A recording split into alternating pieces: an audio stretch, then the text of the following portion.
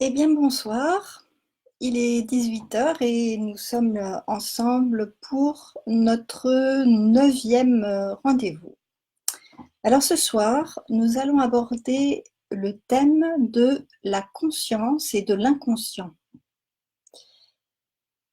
Alors, j'espère que ce soir, vous allez pouvoir vous connecter plus facilement qu'hier. Il y a plusieurs personnes qui ne sont pas arrivées à se connecter ou à me rejoindre.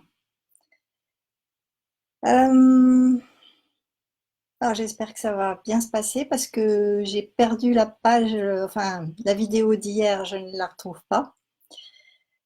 Donc c'est un petit peu compliqué parfois. Alors, ce thème, ce thème de la conscience, il est un petit peu partout aujourd'hui, puisque on parle de pleine conscience sur le plan spirituel. Être conscient de soi, enfin on va voir tout ça en détail. Et l'inconscient, c'est tout ce dont nous ne sommes pas conscients par définition.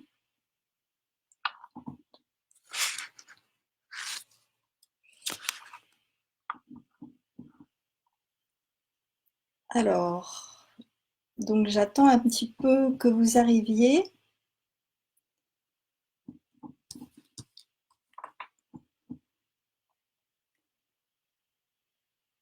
Sinon, bah, je vais démarrer et puis vous regarderez le début. Alors, la conscience, c'est notre conscience, la conscience que nous avons de nous-mêmes qui génère notre vision de nous-mêmes et du monde. Alors, c'est aussi la conscience de nous-mêmes qui crée notre propre monde. On aura peut-être l'occasion de revenir là-dessus. Ah ben, je vois Marie-Muriel, bonsoir. Les fidèles, Martine, bonsoir, merci d'être là. Alors, je viens tout juste de démarrer. Euh, alors, je disais que la conscience de nous-mêmes vient de nos conditionnements, notre éducation, notre culture sociétale. Elle vient aussi de nos expériences, de notre vécu, de nos ressentis, et elle vient également de nos croyances. Nos croyances sont des pensées émotionnelles qui sont bien enracinées.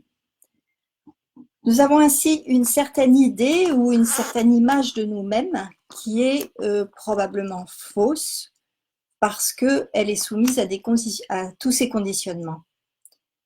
Alors, si vous voulez modifier votre conscience, il sera nécessaire de devenir conscient de vos conditionnements et de vos croyances.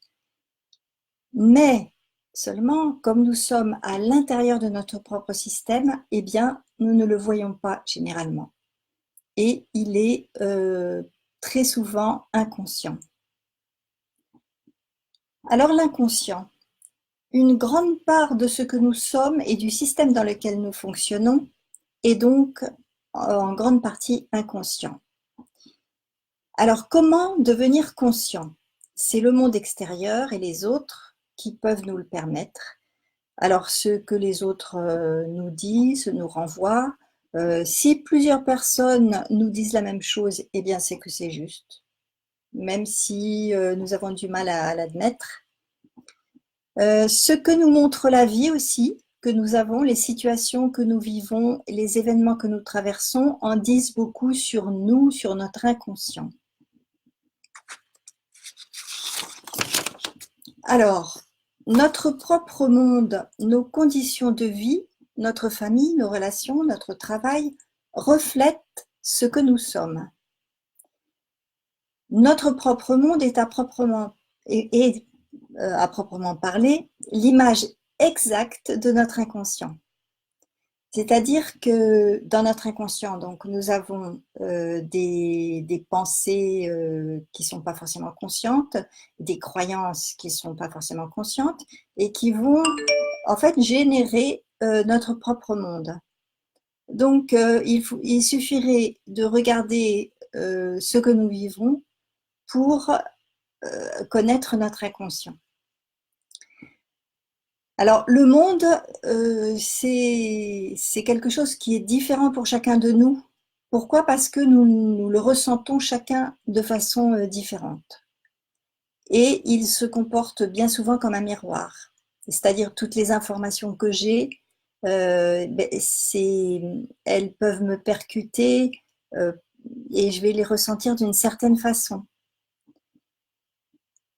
Alors notre propre monde, donc, ce sont nos ressentis, nos émotions, nos perceptions, tout ce que nous voyons et qui génère nos situations et nos conditions de vie. Alors pour devenir plus conscient, il y a 2 démarches qu'il est possible d'adopter. Il y en a une qui consiste à observer nos comportements, nos attitudes, nos paroles, bien sûr sans les juger.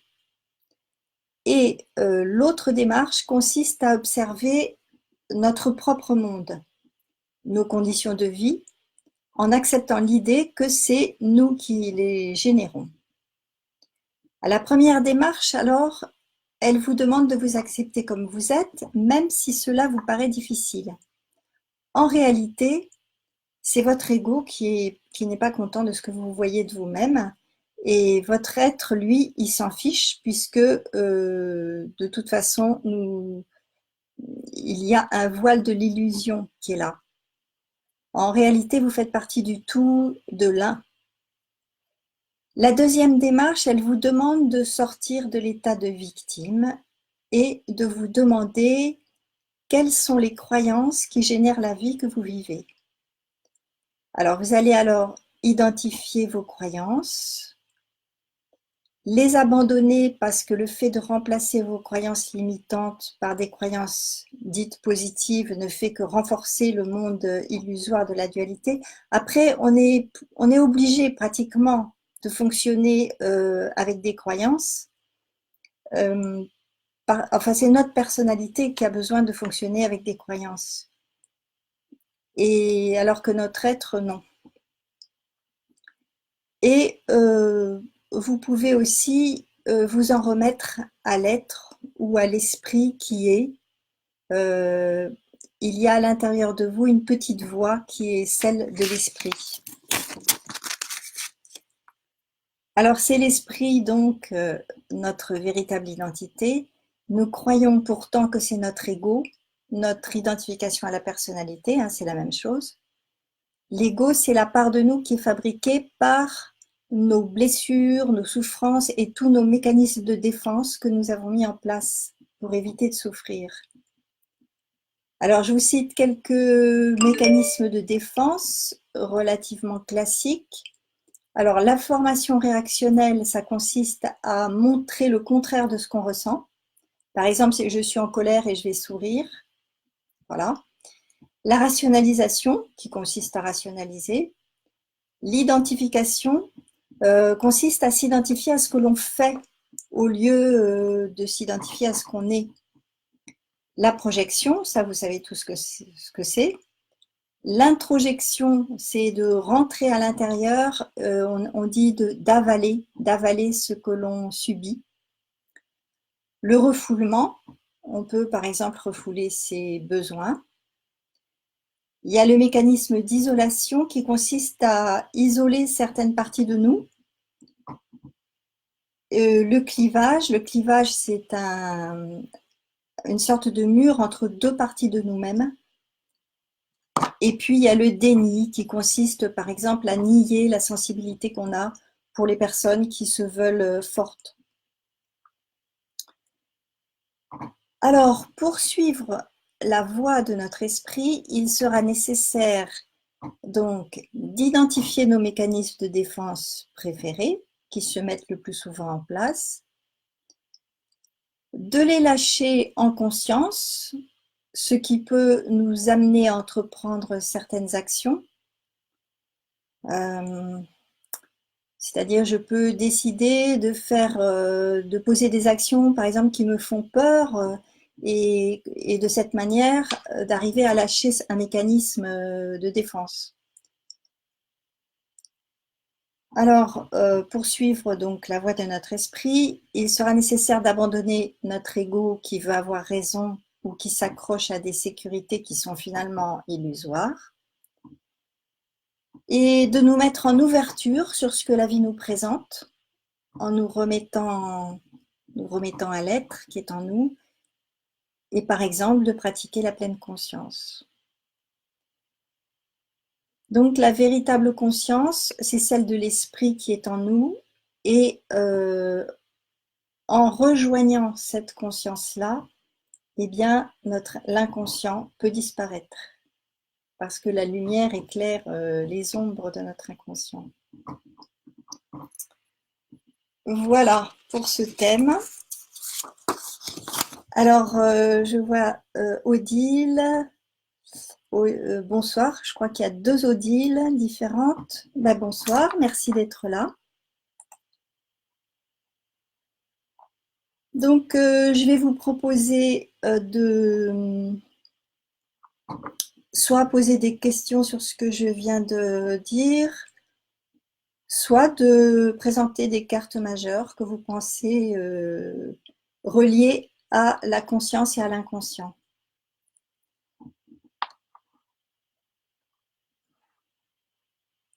Donc là, vous n'êtes pas très nombreux, vous êtes 4, donc je suppose qu'il y a des personnes qui n'ont pas pu se connecter. Bon. Peut-être que ce serait plus facile de le faire sur YouTube. Je vais essayer de voir ça, je vous tiendrai au courant.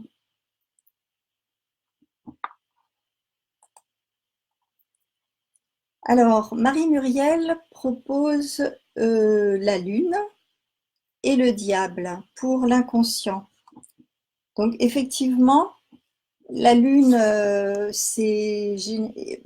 est souvent interprétée comme l'inconscient. C'est la nuit. La lune, c'est l'astre de la nuit. Donc l'inconscient, symboliquement, c'est une nuit, puisqu'on ne voit pas. Donc tu as raison. Et le diable, alors effectivement,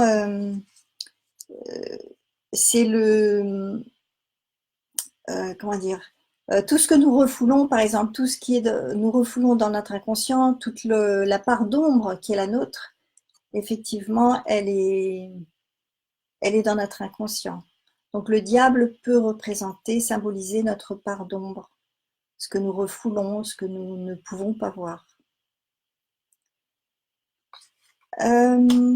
Alors, Martine demande qu'est-ce qu'on appelle le subconscient. Généralement, le subconscient, c'est ce qui est juste sous le conscient. C'est-à-dire qu'il y a le conscient, le subconscient, l'inconscient. Alors, le subconscient, ça peut être, par exemple, des réflexes d'habitude, dans certains mécanismes qui nous gèrent, que nous avons. Par exemple, je prends un mécanisme d'impatience, et ça va être un mécanisme réflexe, et on parle du subconscient parce que j'en ai pas vraiment conscience, mais j'en suis pas inconsciente. Alors le subconscient, c'est un petit peu entre les deux. Ce qu'on appelle l'inconscient, c'est que vraiment on n'est pas conscient du tout. Alors que le subconscient, on n'en est pas conscient dans la vie ordinaire, dans la vie quotidienne, mais on peut en prendre conscience. Ah, tu me diras si je suis claire là-dessus. Alors, Odile propose l'ermite. Alors, l'ermite, oui. Alors, je l'avais mis de côté aussi en disant il est dans une démarche de conscience tournée vers l'intérieur de lui-même. Puisqu'il a cette petite lanterne, son manteau est ouvert, il éclaire à l'intérieur de son manteau, c'est une image de l'intérieur de lui-même. Et il va faire cette démarche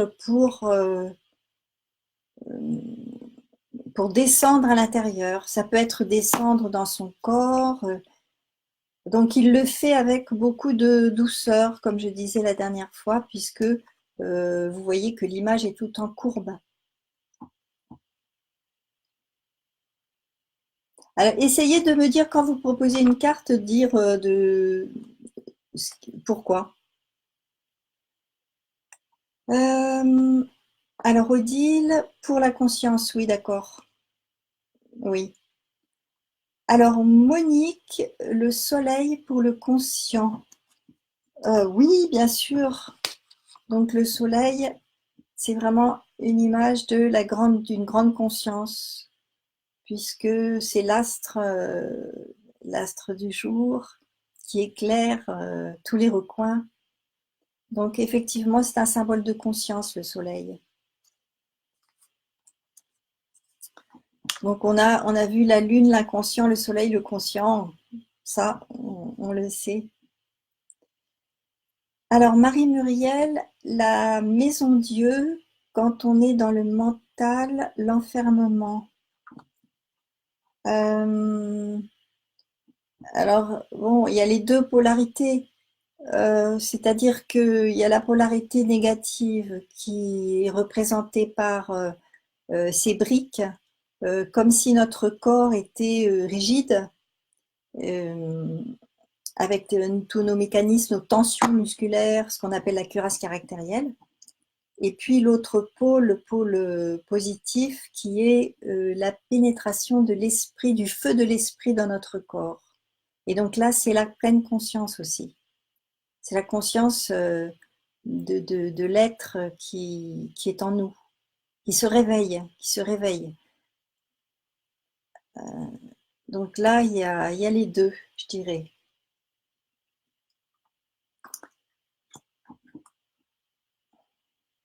Alors, bonsoir Catherine. Alors, Martine, la justice, car elle a une vision juste, elle est consciente de face et dans le présent. Oui.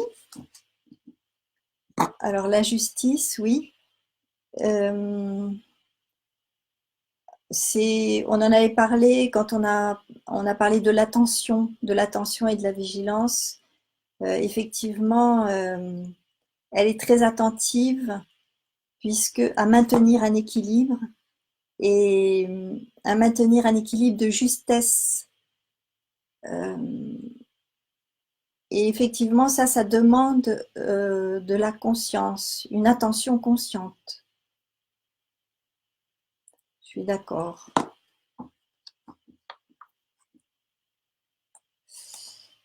Alors, qu'est-ce qu'on n'a pas vu encore? Alors, on pourrait évoquer le mat. Le mat, avant son...